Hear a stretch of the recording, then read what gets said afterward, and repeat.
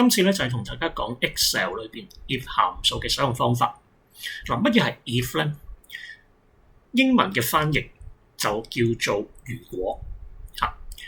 如果一個條件符合嘅時候咧，咁就做一樣嘢；唔符合嘅時候就做另一樣嘢。嚇，呢一個就係 if 函數嗰個用途。我哋喺 Excel 裏邊咧，好多時都會遇到呢一啲嘅情況。咁好似你哋筆記嘅其中一條題目咁樣，佢就話我哋咧想檢查一下咧一啲分數，佢係唔係少於50？咁如果佢細過50分嘅咧，就叫做唔合格，出翻個 fail。如果係合格啦，咁自然就叫咁出翻個 pass 字啦，咁樣嘅意思。好啦，我哋咧望一望咧 Boy4 嘅位置先啦嚇。咁我哋嘅成績咧就係 A4 度嚇，咁我就想喺 B4 度出翻個結果啊嘛，咁咪去 B4 咯，然之後就等於啦嚇 if 開括號，第一個位就條件啊嘛嚇，咁就 A4 啦，睇下佢係咪少過50喎，咁即係話啦 A4 係咪少於50咧？咁啊照打翻個條件，好似之前我哋學過嘅 count if sum if 嗰陣時個做法一樣。逗號，第二個位置就係講緊咧。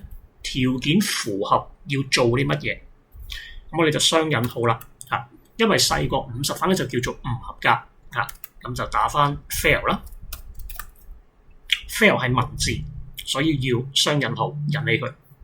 好啦，第三個位置就係你呢一個條件咧係得兩個結果啫嘛，一係就符合個條件，一就不符合個條件。咁最後尾就係講啦，條件唔成立嘅時候啦嚇，咁就 pass。咁同樣啦 ，pass 係文字雙引號引起佢，咁我哋就可以出到結果啦，25分就係 fail。當我哋喺 B4 嘅時候，將個儲存格嗰個公式向下拖嘅時候咧，咁你就見到啦，78就係 pass 啦嚇。咁我哋可以改一改嘅成績嘅嚇，我哋 A5 嘅位置，譬如佢係49分嚇，49分都係50分啦嚇，所以都係 fail，就係咁樣嘅意思啦。咁我哋呢個 if 嘅函數係咪只能夠顯示啲文字出嚟咧？嗱，絕對唔係嘅。你可以喺符合或者唔符合嗰個條件個結果位置咧，輸入條公式落去，叫佢計數嘅。咁我哋望一望咧另一個工作表嘅例子先啦嚇。咁呢度咧就會有啲訂單嘅金額咧就係 A column 度嘅。咁 B column 咧就係最後應該要俾幾多錢？咁而家個題目就係話啦，如果咧個訂金個金額係大過15,000蚊，咁我哋咧就俾3% 佢。咁佢有機會細過15,000蚊噶嘛，或者係啱啱好15,000蚊或樓下啦，咁樣嘅意思啦。咁咪冇折扣咯，冇折扣咪跟翻個訂金金額去顯示就可以啦。嗱，呢一個嘅做法咧就係咁樣啦。我哋喺 Boy4 嘅位置就輸入等號啦。if 開括號，檢查下 A4 個金額，佢係唔係大過150,000？如果大過嘅話咧，咁我哋咧就會俾3% 佢。嗱，乜嘢叫3% 嘅折扣咧？好啦，就係 A4 乘以括弧1減3%。OK， 呢一個金額就去計算咧嗰個97折。最後嗰個金額係幾多？好啦，咁你條件唔符合，所謂條件唔符合嘅意思就係話 A4 可能係15,000蚊或者更加平嘅金額，照翻原價嚟表示啊嘛，咁我哋咪叫佢顯示翻 A4 就可以啦，就不需要作出其他運算，直接俾翻 A4 個值咯。OK， 咁你最後就會計到啦。原來咧3% 後咧就係16149.53。咁當然啦，你可以配合埋用啲 round up round down 嘅函數咧，去將佢4捨5入啦。咁但係呢個咧我就唔需要做啦。咁我就將個結果向下拖，咁你就會見到啦。譬如 A6 咧係11,395，佢好明顯就少過15,000，所以咧 B6 顯示翻11395。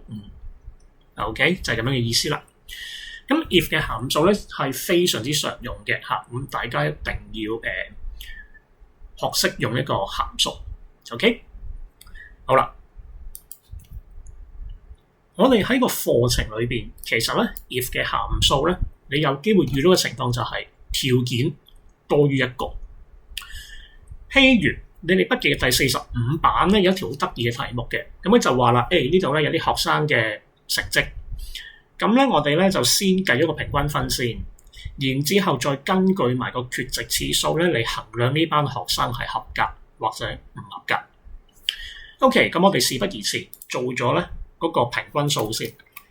咁呢個 average 啦，咁就係 Boy 4去到 E4。咁我哋向下拖。好啦，咁呢 part 咧就同 if 冇關係嘅，之後同 if 咧就有關係啦。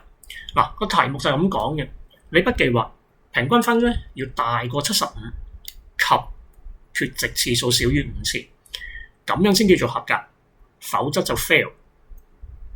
呢條件多於一項嘅時候咧，你就要選擇去使用 and 或者 or 呢兩個函數，幫你咧將兩個條件咧串連埋一齊。咁幾時用 and 幾時用 or 咧？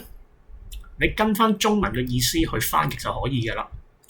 and 就係及兩個條件都要成立。OK， 咁如果 or 咧就係或者意思就係話任何一個條件成立咧都 OK 嘅啦，都可以嘅啦，就係咁樣去做嘅。所以咧喺呢一條題目裏邊咧，75分及缺席次數少於5，呢個咧係用 and 嘅函數去將兩個條件連結。咁我哋點樣去做咧？咁我哋咧就望住 H4 個格仔啦，等於咧 if 咧開括號，第一個位咧就係條件嘅位置㗎啦嘛。咁我哋咧呢一刻就會用 and 嘅函數再開括弧，輸入第一組條件啦。我要 check 下就係 F4 佢係唔係大於75，呢個係第一個條件，逗號。第二個條件就係 G4 個缺席次數佢係唔係少於5。你可以再打其他條件落去㗎。總之兩個或以上咧，你都可以用 and 或者 or 嘅函數幫你串連埋一齊。咁我哋兩個條件輸入完咯，刪嗰個括號。而 if 函數嘅條件部分亦都輸入完成啦，咁就逗號啦。條件成立嘅時候咧，就顯示 pass， 咁打翻個 pass 字啦。否則嘅話就 fail 啦，好明顯。OK， 好 enter。咁我哋咧就會見到啦，阿 Peter 平均分89，佢大過75嘅，缺席次數2次啫，少於5啦，所以咧咁佢就合格咯。好啦，咁我哋咧將條公式咧向下拖落嘅時候咧，咁我哋就會見到啦。阿 Davis 咁樣嘅學生，咁佢平均分92分，好高分啦嚇，平均分大過75嘅，但係佢缺席次數咧，佢唔係少於5次，佢啱啱好係5次，所以佢都係 fail 嘅。咁如此類推啦個情況。咁再之後咧有個題目咧就係咁樣嘅，佢就話如果呢個題目改咗啦，唔係及係或者佢75分或以上平均分75或以上，或者缺席次數咧少於5咧，都合格㗎，都合格嘅。OK， 咁點樣做咧？咁樣咁我哋只需要將條公式咧由 and 改做 or 就可以。好啦，咁我哋重新做一次啦H4 等於 if 開括號，今次係 or 或者先檢查下平均分係咪大過75啦，逗號，再睇下佢 G4 係唔係少過5。總之佢平均分大過75或者 G4 細過5，咁就叫 pass 㗎啦。PASS 兩個條件都唔成啦，咁就叫 fail。基本上咧係一個翻譯題嚟嘅啫，你知道咩叫或者，咩叫和就可以。好啦 ，enter， 咁好明顯Peter 咧89分 pass 啦，缺席次數少於5都係 pass 嘅。而原本嘅 Davis 咧係 fail 噶嘛，咁我哋而家咧都會變咗 pass 啦，即使佢缺席次數少係5次，但係佢平均分夠高分，所以都叫 pass。